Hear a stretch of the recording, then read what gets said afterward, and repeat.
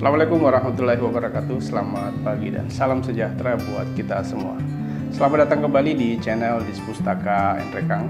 Hari ini saya akan mencoba untuk mereview sebuah buku.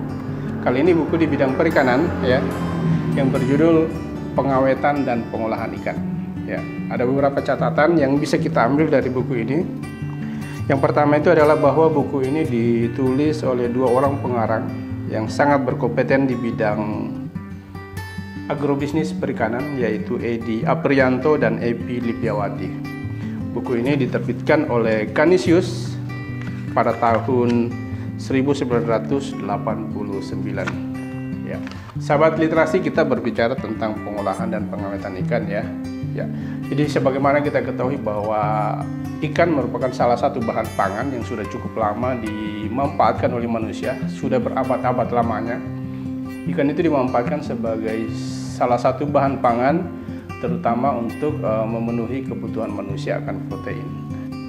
Sejalan dengan hal tersebut, negara kita sebagai negara kepulauan terbesar di dunia yang memiliki luas perairan yang sangat luas, sekitar 5,8 km bujur sangkar, merupakan potensi yang cukup besar untuk bisa mewujudkan kedaulatan pangan nasional dari sektor perikanan.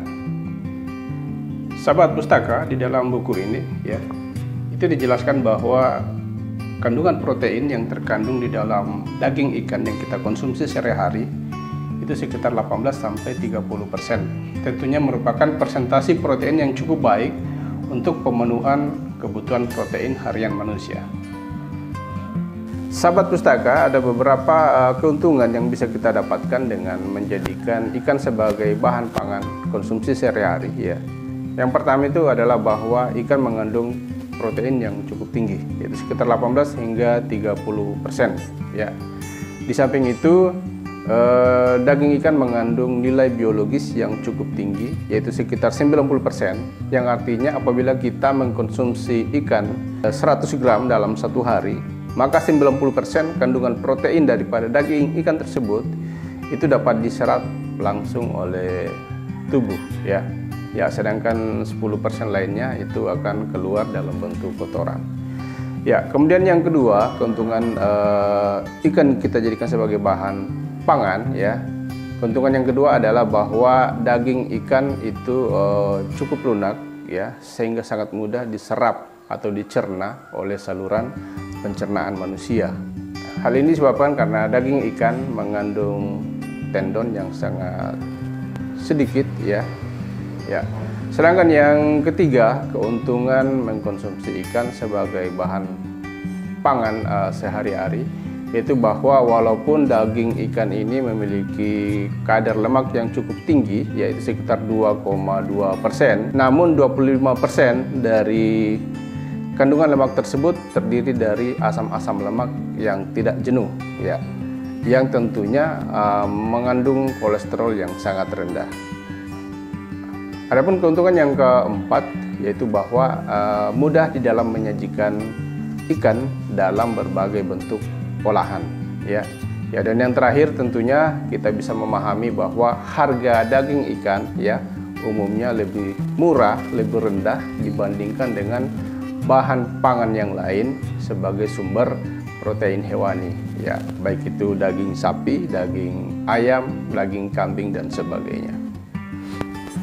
Ya, sahabat pustaka, ya, di samping kelebihan daripada ikan tersebut yang saya sebutkan tadi, ternyata di dalam buku ini dijelaskan bahwa ada 3 ya kekurangan atau kelemahan daripada daging ikan, sehingga daging ikan itu mudah sekali mengalami proses pembusukan.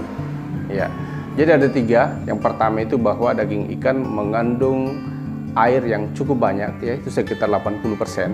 Di samping itu, daging ikan juga memiliki pH yang mendekati netral. Hal ini yang merupakan media yang sangat baik bagi perkembangan mikroorganisme, terutama bakteri pembusuk.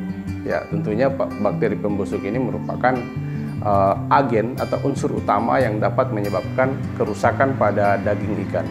Ya, terus yang kedua, daging ikan memiliki tenunan pengikat atau tendon yang sangat sedikit, sehingga memudahkan bagi enzim autolisis untuk mencerna ya atau menguraikan struktur daripada daging ikan itu sendiri. Ya, dan yang terakhir itu bahwa daging ikan memiliki asam lemak jenuh yang cukup tinggi yang dapat menyebabkan ikan mengalami proses oksidasi. Ya, proses oksidasi di sini artinya bahwa asam-asam lemak tak jenuh tadi itu dapat bereaksi langsung dengan oksigen yang ada di sekitarnya sehingga bisa menyebabkan ikan mengalami ketengikan atau biasa juga dikenal dengan istilah rancidity. Jadi dari sini kita bisa pahami bahwa ikan dapat rusak karena melalui 3 proses. Yang pertama tadi itu adalah pembusukan yang dilakukan oleh bakteri pembusuk. Terus yang kedua ada proses yang disebut sebagai autolisis, penguraian daging ikan yang diakibatkan oleh enzim autolisis. Dan yang terakhir itu tadi adalah proses oksidasi, reaksi antara asam-asam lemak tak jenuh yang ada di dalam daging ikan yang bereaksi langsung dengan oksigen yang berada di sekitar daging ikan yang menyebabkan proses rancidity atau ketengikan yang biasanya menimbulkan bau yang tidak sedap pada ikan yang sedang mengalami proses penyimpanan. Sahabat pustaka ya, jadi dengan melihat sifat-sifat dan karakteristik daripada daging ikan tadi ya, jadi kita bisa memahami bahwa proses pengawetan dan pengolahan ikan memang itu mutlak untuk kita lakukan ya. Ya, mungkin ada pertanyaan ya, di mana sih perbedaan antara pengawetan maupun pengolahan ikan ini? Ya, untuk tujuan daripada kedua proses tersebut, baik pengawetan maupun pengolahan itu pada dasarnya itu memiliki tujuan yang sama ya. Tujuannya adalah untuk mempertahankan kualitas daripada daging ikan sehingga memiliki daya simpan yang cukup lama. Ya. Perbedaannya itu dapat kita lihat dari hasil akhir daripada kegiatan pengolahan maupun pengawetan ikan. Pada kegiatan pengawetan itu umumnya hasil yang didapatkan itu bentuknya kurang lebih tidak jauh berbeda dengan bahan asal daripada ikan tersebut. Ya, sedangkan pada proses pengolahan itu umumnya hasil daripada proses pengolahan itu merupakan bentuk yang sangat jauh berbeda dengan bahan baku atau bahan asal daripada ikan itu sendiri. Sahabat pustaka ya, jadi di dalam buku ini dijelaskan begitu banyak metode ataupun teknik pengawetan dan pengolahan ikan yang bisa kita terapkan, terutama bagi Anda yang berkecimpung di dalam sektor agribisnis perikanan.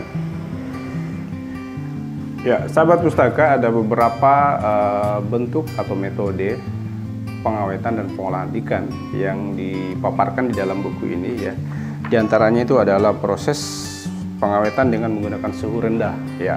Kita menggunakan suhu rendah tentunya kita bisa lakukan dengan cara penambahan zat-zat tertentu seperti es ya, untuk mendinginkan suhu daripada daging ikan yang akan kita awetkan. Bisa juga dengan menggunakan mesin pendingin ya, baik itu untuk mendinginkan ikan maupun untuk membekukan ikan. Ya, kemudian yang kedua teknik yang dapat kita lakukan adalah pengawetan dengan cara penggaraman. Ya, penggaraman tentunya dengan menambahkan garam atau natrium klorida pada daging ikan. Ya, proses penggaraman ini pada dasarnya bertujuan untuk mengurangi kadar air yang ada di dalam daging ikan yang nantinya akan menghasilkan produk berupa ikan asin. Ya, jadi penggaraman ini merupakan bentuk atau metode pengawetan ikan yang sifatnya sangat tradisional ya. Kemudian ada juga pengawetan dengan cara pengasapan. Ya, jadi di samping mengurangi kadar air di dalam daging ikan, juga akan memberikan aroma yang khas ya pada daging ikan yang kita awetkan. Ya, selanjutnya pengawetan dan pengolahan ikan dapat dilakukan dengan cara fermentasi ya. Jadi proses fermentasi yang umumnya menghasilkan produk yang berupa terasi ikan ya, silase ikan, bekasem, kecap ikan ya, ikan pindang, ikan peda dan sebagainya. Ya, jadi proses fermentasi. Sahabat pustaka, pada bagian akhir daripada buku ini itu dijelaskan cara pembuatan daripada beberapa produk olahan dari ikan. Di antaranya adalah kerupuk ikan, abon ikan ya, tepung ikan, ikan pindang dan ikan kaleng. Ya, itu dijelaskan di sini secara lengkap.